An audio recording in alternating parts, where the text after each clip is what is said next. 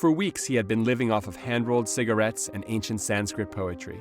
Starved, parched, 6 feet tall and 116 pounds, there was almost nothing left. A wasted man in a wasteland.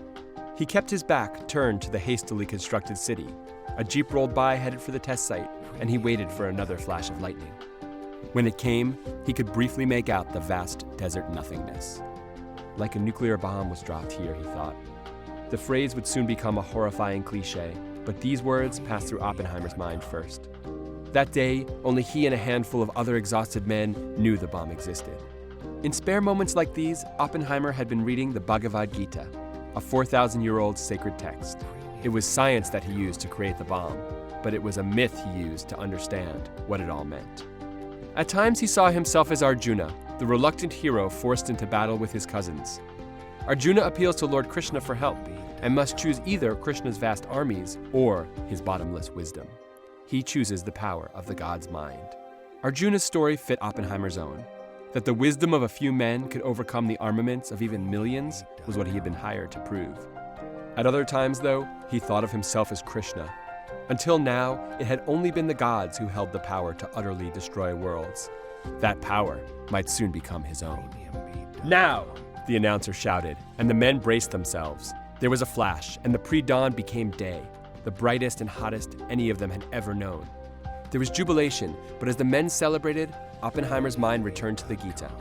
He would often recall his thought of that moment. "Now I am become death, the destroyer of worlds." His words were the words of Krishna. But all he said aloud was, "It worked." Soon, 2 bustling Japanese cities would be as wasted as the New Mexico desert. For many, these blasts would bring their most important stories into serious question.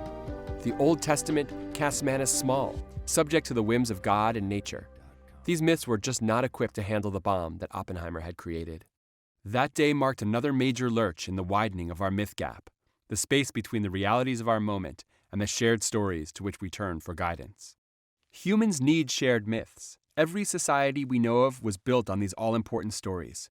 But where do we find them in rapidly changing times? To identify a working myth, we need to look for 4 key elements: explanation, meaning, story, and ritual. And for a myth to work, it must be understood and shared by everyone. Today, our myths come from marketers. Beginning in the 50s, marketers perfected the use of stories to move minds, and they revolutionized society. Take the Marlboro Man. Explanation? Here's a filtered cigarette, a better way to smoke. Meaning? Get the identity of a rugged cowboy. Story? We care about him, though we know he's not real. And ritual? You can live this story every time you light up.